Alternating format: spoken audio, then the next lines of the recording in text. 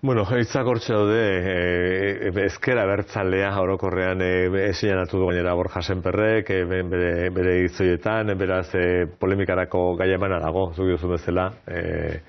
Bueno, azken batean mugimendu edo igandeko ekitaldi guzti hori, ezikindu nahi hori diozu, ez da? Baina zalantzari erabat ezabatu beharreko balitzake, zer esango genuke?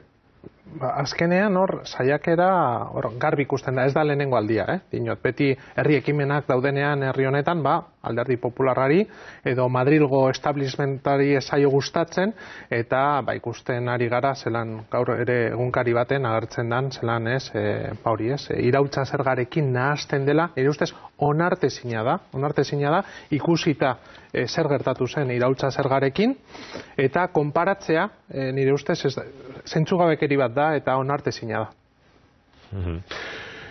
Bueno, hortxe polemika hortxe maigaian dago, ezin bestean, polemika emana dago, eguneko izpidea izango da segurutik ere. Bueno, guazen Madrilera, zu senataria bazara, eta senatuan aurrekontuak, Espainiako aurrekontu nagusiak eztabaidan dira, momentu hontan, eta, bueno, hasteko deigarri egin zaigu, beste bazidetek enpresarentzako ziren 5 milioi horiek edo, azkenean, enpresa horrek jasoko dituela edo, Partidu Popularrak bere emendakinak edo zuzenketak egiterakoan, akatzen bat edo egin duelako, eta jeltzaleek akats hori atzeman eta nolabait agerian jarri eta nolabait indargabetu dutelako zuzenketa. Bueno, egia esan bitxi egiten zaigu eta senatuko prozedimenduetan adituak ezarenontzako, behintzat zure azalpena edo nahi nuke nola gertatzen diren gauza horiek. Arraro izan da. Kontutan izan da, PPek badaukala gainera esperientzia arlo honetan. Eta prozeduran akats bat egin du, zeren emendakinak egiten direnean senatuan, emendakinak izan daitezke bakarrik ministeritzako sekzio arlo batera egindakoak kongresuan. Orduan hor, nahaztu dira eta bat ekonomia sailekoa zena, energian sailan sartu dute, orduan nahazte borraste bat egin dutenez, indargabetu da emendakin hori. Gainera, saiatu zirenean aldatzen, denboraz kanpo, epez kanpo harrapatu zaie eta egia da Eusko Alderdi Jeltzaleko ordezkaria mailan konturatu zela, suposatzen dut Eusko Jaurlaritzako laguntzarekin, zeren Eusko Jaurlaritzan laguntza ematen diote Eusko Alderdi Jeltzaleari halako kontuetan, eta abisua eman duenez, indargabetu da emendakin hori. Gainera, kontutan izan behar da, senatuan irabaziko badira ere PPek aurkeztu dituen 19 emendakin, zeren Alderdi Popularrak badauka gehiengoa senatuan, gero kongresuan galduko ditu. Zeren joango dira kongresura aldaketa horiek, eta suposatzen dut mozioa babestu zutenek aurka egingo dutela. Orduan, hori da nire irakurketa une honetan, jakingo dugu hurrengo egunetan zer gertatzen den, baina hori da espero den senatokia. Ez da berriz ere senaturako biderik, behin indargabetzen baldin badira Partidu Popularrak senatuan egindako zuzenketa horiek, indargabetu ezkero kongresuan berriz ere ez dira senatura itzuliko, behin bere horretan bukatuko dira. Horrela da, kongresuan amaitzen da. Horreko guretan zalantza batzuk ere egon dira hortaz, ez da nun bukatzen ote zen nobaiteko gira buelta hori, ez da, Kongresuan, hurrengo astean bozkatuko ditugu emendakinak senatuan, milak eta milaka dira, zen egia bada ere PSOEk bertan bera utzi dituela bereak, baina daude Podemosena, Konpromisenak, RCrenak, eta milaka daude, eta guzti horien artean PPek autoemendatu dituen aurrekontuak, eta hor daude PPek aurkeztutako 19 emendakin horiek. Eta kasu honetan behintzat beraz, 35 milioi gutxiago izan beharrean Euskadiko erkidegorako, orain momentuan 29 hor nunbait, ez da, eta horretan gabiltza. Bueno, egia esan aurrekontuen gora bera enten gauza bitxia, guztiz bitxia izan da aurrekontuena, azken baten guztiz kontrakotzat ziren aurrekontuak orain aldeztu beharrak eta horrelakoak egoera oso berezia jarri du agerian Madrilgo politikan, ez da? Zuek Euskal Herria Bildutik ere, non ikusi duzuen zuen burua guztiontan argitu behar horretan ez gatoz bat, baina honekin bat, baina ez. Nola da kontua?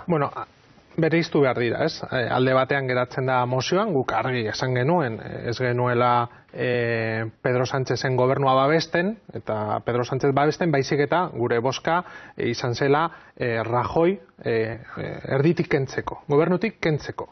Eta hori argi eta garbi utzi genuen, eta gainera ez geneukala inolako konfiantza Pedro Sánchezengan. Baina, ez dira berdinak, eta hori argi dago.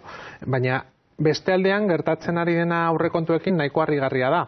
Zen, normalenean, senatuan aurrekontuak oso aspergarriak dira, zen ikusita PPk daukala gehiengo osoa, ez da ezer aldatzen. Eta errepegatzen dira kongresuan egondako mezuak, bozkaketak, eta hori ez da aldatzen. Baina, aurten gertatu dena nahiko harrigarria izan da, zen ikusi dugu, zelan, PPk esan zuela, aurrekontu hauek zirela historiako onenak, zelan, autoemendatu dituen aurrekontu horiek, eta bestaldetik PSOE aurka agertu zela, aurrekontu horien aurka agertu zela kongresuan, nola babestu dituen orain senatuan. Hau, ikasiko da unibertsitateetan etorkizunean nire ustez. Aztertzeko modukoa izango da. Biribiltzeko bintzat, Partidu Popularraren emendakinak guztiak Euskadiko erkideari dagozkion kontu ezeari da, edo bada bestelako konturik?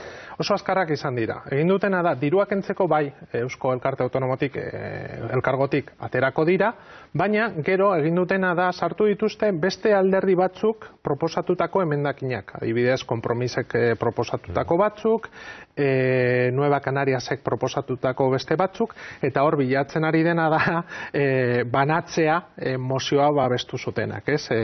Hori ez lortzea gero gehiengo hori kongresuan. Ez aterako kompromisuan jartzia, nola? Bai, eta Nueva Canariasek, eta beste batzuk, bai. Oso azkarra izan da, ez dute holan esan, 19 emendakin sartuko ditugu, ez izan dira beste alderdi batzuk proposatutakoak, eta bere garaian PPk esan zuen ezetz, eta orain sartu dituzte bilatzeko polemika. Maxim Huerta ja dagoeneko ez da ministroa, beraz, bere agintaldirik laburrena egin du ministro batek Espainiako gobernuan, gauzak horrela ikusita, ez dakit, gobernu honetan esperantza hundirik etzen dutela edo zenioten, baina ez dakit, gauzak astebete pasata edo egonkortu diren edo ez diren honetan, zein litzateke irakurketa? Denetarik dago, ez? Hor ikusi ditugu, ministro batzuk nahiko perfil profesionala, ezagutza daukatela, eta beste batzuk harrigarriak izan direla, ez bakarrik guretzako, dinote. Ni adibidez nabile PSOeko pasabidean senatuan, eta Marlaska ministroaren izena agertu zenean, atera ginen danok eta harrituenak ziren PSOekoak. Ni harrituta nengoen, nola ez? Nire ustez onarte zina da, baina PSOekoak ere oso harritutak egon ziren eta agertu ziren horrela.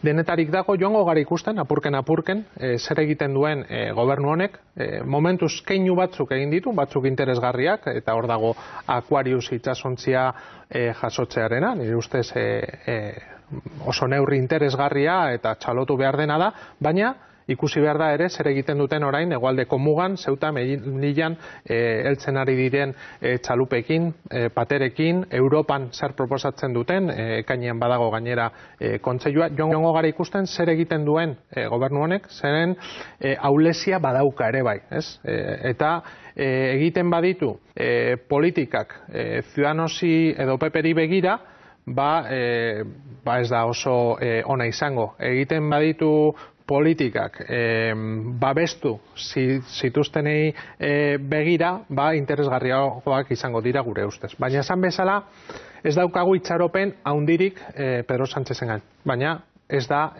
PP bera, baina joango gara ikusten. Alderdi Popularrak edo Ciudadanosek presoen hurbilketari buruz daukaten iritzia gutxi bera ezagutzen dugu, hobeto edo okerrago, eta adierazpenak hortxe daude hemeroketeketan ere, baina Sánchezen babesle izan diren alderdietan Eusko Legebiltzarrak atzo egindako hurbiltze eskari hori eta gartzela politika aldatzeko eskari hori zer neurritan eroriko da zoru honean eta loratuko da ala zeltasuna ikusiko dituzu? Nire ustez, pausu on bat da. Atzo ikusi genuena legebiltzarrea Gasteizen, pausu on bat da. Ikusita, zen egia da, PSOEk askotan esan duela espetxe politika honekin amaitu behar dela, baina orain gobernuan Madrilen egonda, gauza bera defendatzea une honetan interesgarria da. Hori bai, guk aspalditik esan dugu, ez eukala zentzurik mendekuzko eta esepziozko espetxe politika, euskal presoekin ematen den espetxe politika, eta ea behingoz amaitzen den mendekuzko eta esepziozko neurri hauekin, ez?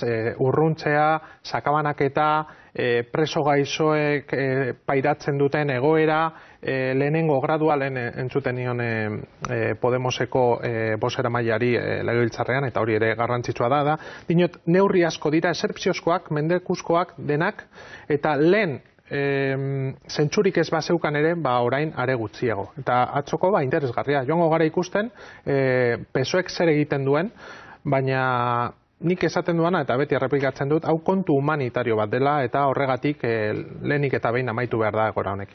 PSOEk zer egiten duen, edo bintzat Rafaela Romeroren hitzak bilduta dauzkagu, entzun ditzagun.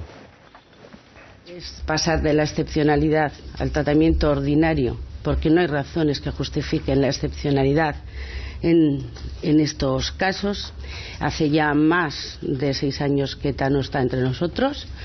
Hace 1 año que es una organización desarmada y hace poco tiempo, pero que es una organización disuelta. Yo creo que no hay manera de negar un nuevo escenario, y que ese nuevo escenario aconseja tomar medidas con respecto también a la política penitenciaria. Bueno, ezin dela ukatu eszenatoki berri batean gaudenik. Hau Espainian ulertzen da? Depende. Leku batzuetan bai, beste batzuetan ez. Baina, halako gauzak ere PPek esaten zituen gobernuan zegoenean. Baina, unea, heldu denean ikusi dugu, ez duela ezer egin. Ez du deus egin. Nik, ados nago Rafaela Romerok esaten duenarekin, zentzuzkoa iruditzen zait, eta joango gara ikusten, Madrilen gobernuak zer egiten duen. Zen batzutan, usten dira bai Katalunian eta bai Euskal Herrian bere sukursalak egoera libre baten, baina gero ea zer gertatzen den Madrilen eta kasurik egiten dieten. Guzti hortan, hartutako agiri horretan, ebazpen horretan, justu ere badago egindako kaltearen eta onartzeari buruzko esaldi garrantzitsua jo duten gainerako alderdi guztiek, Partido Popularrak izan ezik ala ere, Julen Arzuagak honela abiltzen zuen. Eta baita ere bizikidetza sortutako minaren aitortzan eraiki behar dala. Aitortza hau orokortu dezagun, ez soilik Xabier Rey Urmenetaren kasu tragiko hau tratatzen dugunean, baizik eta bizikidetza eta normalizazio politikoa sustatzeari begira akordio hau baliagarria izan dadila ere. Hau, ezakin dugu esan, ezker abertzalearen, Euskal Herria Bilduren urrats bat gehiago bada, askotan ere, Euskal Jaurlaritzatik, beste alderdietatik eta eskatu izan zion ezker abertzaleari, urratsak emateko, aitortza zehatzagoak egiteko edo, hau horrela jaso dezakegu? Pausoak dira, baina pauso hau ez da oraingoa. 2013an eman zen, dinote gaur egunkari baten irakurtzen nuen hau ia berritzat jotzen, eta dinote hau ez da berria, dinote Euskal Herria Bilduk hasieratik defendatu du hau, eta ez bakarrik guk, ere presoen kolektiboak ere bai. Orduan diot, pausoak eman behar dira eta emango dira, nire ustez, zentzuzkoak izan behar direnak, eta nire ustez hori. Pausu bat da, baina ez da oraingoa, baizik eta iraganekoa.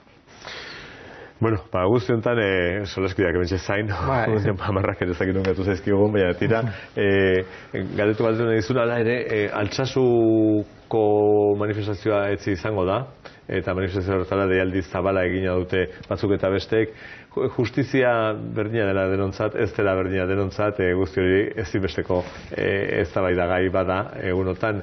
Madrilgo ikuspegi hortatik eta justiziaren baloraketa hortan zer esan liteke, zer da arnasten dena Madrilen?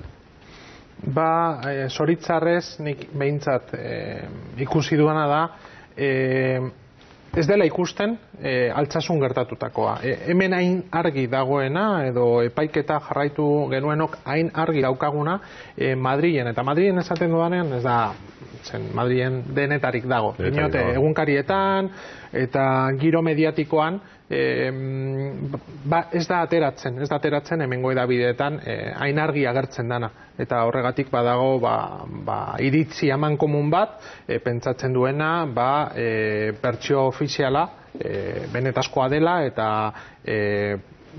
egunkarietan edo edabideetan agertu zena benetazkoa zela. Ez dituzte bideoak ikusi, ez dute epaiketa jarraitu guk egin genuen bezala, orduan normaltzat jotzen dute, adibidez, kasu hau Auzitegi Nazionalean epaitu izatea, edo, eta ez dute ulertzen Euskal Herritik ematen ari den babesa bai gaztei eta baita ere Altsasuko herriari.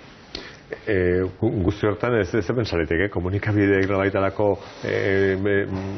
eritzi lobi bat osatzen dutela edo deigarri bada esaterako berbada, eta aipatu duzulen barne ministroa, barne ministroa Grande Marlaskari buruz ere, Euskal Herrian torturaren inguruan eta Europatik jaso dituen kontraebazpenak eta aipagarri izan ditugu, eta Madrilen aipatu ere ez dira egin, egia da, gehiago hitz egin da jueves egunkarien azalagatik baiketa egin izana, eta horrelakoak zer pentsaliteke hortaz, zer da Madrilen aldarrikatu litekena?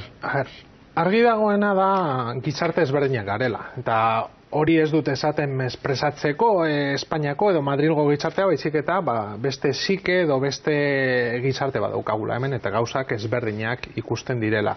Eta egia da baita, iraganean gertatutakoa eta gertatu zenaren harira hartutako neurri batzuk gezondeta edo estatuko arrazoi bezala defendatzen direla. Horregatik, harrigarria da adibidez Marlaskaren izendapena, baina ez guk esaten dugulako, baizik eta Espainiako estatua 6 edo 9 aldiz zigortu dute Europako Giza Eskubideetako Auzitegitik, eta 6 kasutan Grande Marlaska egon da hor sartuta epaitzen kontu horiek. Horregatik onartezina da, baina ulertezina da, ez guk esaten dugulako, baizik eta estatu ikuspuntutik ikusita, ez? Baina Madrilen ez, Madrilen ondo ikusten dute, eta errepikatzen dute, Madrid esaten dudanean, esaten dute establishment, esan nahi dut. Eta ondo ikusten dute, eta balore bezala defendatzen dute. Orduan, harrigarria bada ere... Eta hori transversala da? Esate baterako dinote alderdien artean, denetarik dago, baina nik badinotzuete PSOEen harridura sortu zen joan den astean ministroa izendatu zutenean, hori bai, ikusiko dugu zer egiten duen orain gobernuan, agian aldatu da, agian beste ikuspuntua dauka, joango gara ikusten apurken, baina bere iragana ikusita ez da oso itxaropentsua egoteko, ikusita zer egin zuen, hain justu ere Alderdi Popularreko buruzagia Alfonso Alonso Radio Euskadin egona da, edo eta oraindik ere egona da momentu honetan, eta preso norbeketari buruz Eusko Legebiltzarrak hartutako erabakiaren inguruan honako hau jarri du mahai gainean. Que el Partido Socialista pida ahora una política penitenciaria propia y que rebaje también las exigencias a los presos de ETA para poder obtener determinados beneficios o cambiar su situación penitenciaria, eso me parece muy nuevo. Y a mí me invita a hacerme preguntas. Y creo que se debe aclarar si eso responde a algún tipo de pacto. Si ha acordado Sánchez algo con Bildu a cambio de su apoyo en la moción de censura. Bueno, galderako hortxe errezkan edo zalantzako intzate hortxe mai gainean jarri ditu Alfonso Alonso, ez dakit, behin berriro ere pakturik egon ote zen sozialisten eta Euskal Herria Bilduko diputatuen artean. Ez, eta gainera ez genuen, ez da hitz egin PSOEko ordezkariekin, kongresuan. Kontua izan zen, erabaki bat, Rajoy erditik kentzeko, politikoki kentzeko, ikusita PP Europako alderdi korruptuana, ustelena dela. Baina hori izan zen, erabaki puntuala Rajoy eta bere gobernutik kentzeko. Ez PSOE babesteko, eta esaten dugu, gure ustez ez dira berdinak, baina hori ikusi behar da orain, zer egiten dutena ikusita, esango dugu, bazte ez dakite egun, ja ez dira errespetatzen egun horiek, baina joango guzten eta komentatuko dugu urrengo hilabeteetan. Bueno, solaskideak da horixe, zurekin izateko gogoz nola ez, zuretik, Garbiñe? Bai, bueno, egunon, Jarrito jauna, eskerrik asko. Zera, EH Bilduren bere bi diputatuk, kongresukideek alde egin zuten, zentsura mozioan, eta noski Sánchez egin dute presidente, ezta? Beren botoak ez zien beharrezkoak izan azkenian, ezta? EAJ aldeko botoa erabaki zuenean. Alere, nik galderatxo bi bakarri, baina oso labur. Bata, eroso sentitu altzir, eroso sentitu altzan EH Bildu zue, badakit ez zara diputatua senatari baino, baina eroso sentitu altzan EH Bildu boto hori ematerakoan, eta bigarren, barne ministeriotikan zer espero dezuen edo ez, argi dago, eta zer espero dezue arlo sozialean eta lurralde arloan nola baita esateko. Bai, eroso ala ez eroso ez dakit, baina eztabaidatu genuen, nola ez, erabaki hau hartzeko, eta argi ikusi zen gizartean, Euskal Herriko gizartean, gehienez ikusten zala Rajoy bota behar zela. Gure bozkak ez zirela beharrezkoak, azkenean ez genuen horrela pentsatu, esan genuen Rajoy botatzeko deia badago kalean, Euskal Herriko kaletan badago, eta mezu bat zen. Kontutan izan da PSOE, Pedro Sánchez sartuko zela gobernuan? Bai, jakin da, eta ez genuela ez da kristolango itxaropena beren, ez da, baina gure bozka izan zen PP kentzeko. Bai barne mailan, bai arlo sozialean, bai lurraldean, gobernuko erabakiak dira. Naiz eta marlaska egon, PSOEk argi badauka, pausuak eman behar direla, espetxe politikan, pausuak emango dira. Lurralde antolaketan, batete ministra ezagutzen dudana, eta harreman ona daukana berarekin, PSOEk edo gobernuak erabakitzen badu pausuak eman behar direla, emango dira. Ez da ministro baten erabakia, zen denetarik dago, nik esaten nuen tutti frutti bat dagoela, batzuk asko estimatzen ditut, hor gobernuan, beste batzuk ezagutzen ditut, eta beste batzuengan ez daukat inolako konfiantzarik bere iragana ikusita. Baina, azkenean izango da gobernuaren eta alderdi sozialistaren erabakia. Egia da ere oso ahul daudela, dinote, 84 diputaturekin zaila izango da benetazko politikak aurrera eramatea. Baina, esan bezala, joango gara ikusten apurken zenolako politikak egiten dituen gobernuak. Batet ondo zautzen duzula, eta gainera ikusten dugunatik, ondo erortzen zaizula edo, batetek zemateko indarra izan dezake aldarrikatu izan duen federalismo edo bideoiek urratzeko? Orain arte, eta bai, harreman ona daukate berarekin, baina ikusi non joan den astean esanez, konstituzio aldatu behar dela, eta, baina, ez daude boska nahikorik, ez da mozioa babestu zuten guztiak zenbatutak. 210 zerleku behar dira konstituzioaren aldaketa martxan jartzeko. Dinot, ez dauka zentzurik, eta honek badaki. Dinot, zer zan, mezu politiko bat, keinu bat, dei bat aurrera begira, gaur egun konstituzio aldatzen badute, txarrerako izango da nire ustez. Ikusita hor dagoela PP, Ciudadanos eta PSOEren zati bat behintzat beste ikuspuntu bat daukatela, lehenik eta behin, PSOEk argitu behar du ze federalismo mota nahi duen, ezta? Zen askotan federalismo motak asko daude eta defendatu behar du bere proiektua. Hori bai, independentizo garenok gure proiektua defendatzeko aukerak ere eskatuko ditugu eta defendatuko ditugu. Ea eztabaida horretan aukera guztiak zabaltzen diren, eztabaidatzeko estatu mota nahi dugun euskaldunok, euskal herritarrok hemen, eta ea respetatzen den gehiengo horiek ea respetatzen diren. Taxio. Bai, egunon. Egunon. Nik egia da ados nago, gobernu honengandik ez dudala gauza askorik espero, baina aldi berean, nek Euskal Herriengandik bai espero dut, eta biztan da presoen egoera bai hemen eta Katalunian, gero eta presio gehiago egiten duen zerbait dela. Eta momentu honetan, Sánchezen gobernua ez da alderdi baten, ez da PNV edo beste baten, hori baizik, oroak katalandaren eta Euskaldunen esku dago. Eta hor bat egon gindezke presoen eskubideak errespetatzeko gutxienez. Gaixori dauden presoak, legeak dio oso garbi, eta hori aplikatu. Ez duzu posible ikusten, eta bestetik katalandarrak ere Madridan daude, azteko.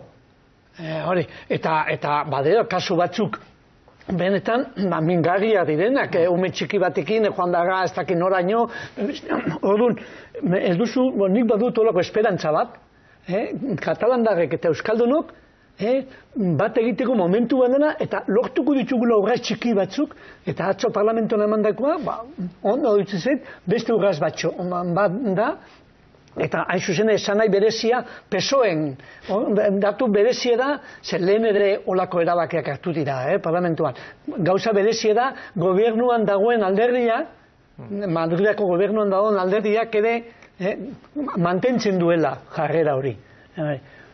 Orduan, nik uste dut, horrengo hilabetetan eta ikusiko diela urraz batzuk, baldin eta herria mauitzen badimea eta sensibilidade hori ustartzen jarretzen badu.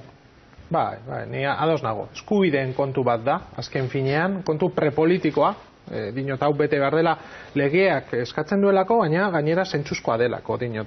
Hor, aipatu dituzun egoera batzuk, ulertezinak dira eta konpondu behar dira lehenik eta behin.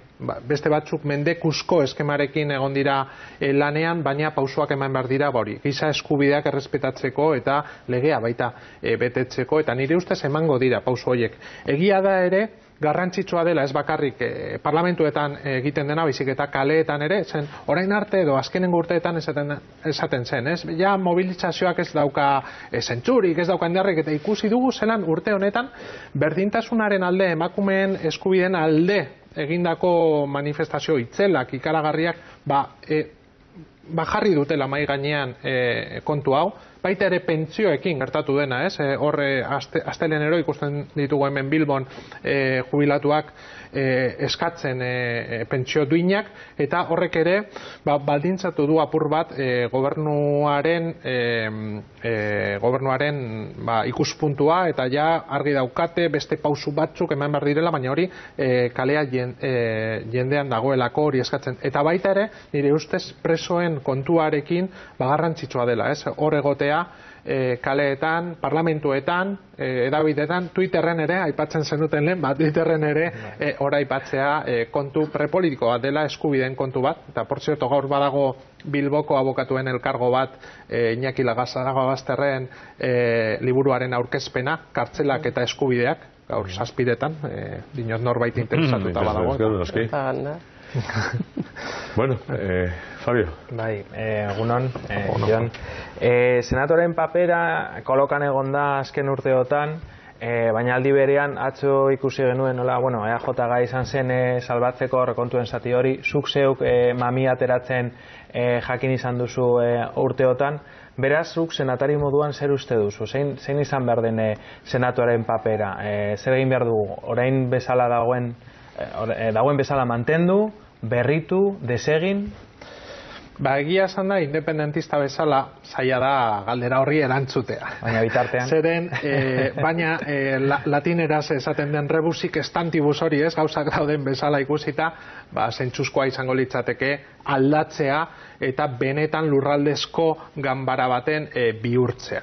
Baina, orain ez daukagu denborarik, ikusi behar da, senatariak aukeratzeko sistema nondik datorren, zergatik egin zen horrela, zergatik alderdi popularrak ehuneko hogeita hamairuaren boskak izan da baditu 76, dinot, hor fabrikatu zen, artifizialki erabaki zen horrela izatea, Eta gaur egun nik erabiltzen dut batez ere gobernua kontrolatzeko, dinot, zeren adibidez aurrekontuen zatian, ikusi den bezala, ez bada akatz batengatik oso zaila da baldintzatzea PPren lana. Edo legeak proposatzerakoan, edo mozioak aurrera ateratzeko, bakarrik PPek nahi badu aterako dituzu aurrera. Orduan nik, edo Euskal Herria Bilduk senatuan, erabiltzen dugu gobernua kontrolatzeko batez ere, eta Euskal Herria osgora joa izatekoan. Baina esan bezala, independentista bezala, ez da erreza erantzutea galdera horri, baina bai, uste dut gauzak dauden bezala aldatu beharko litzaten. Bai. Joni Inarritu, ikusi beharko noski, ezin esan politika horren kontraintzat aspergarria dagoenik. Ez, interesgarria. Interesgarria dago, eta ustekabekoak egunero sortzen zaizkigu, beraz, hortan jarraitu behar. Eskerrik asko. Eskerrik asko zuei.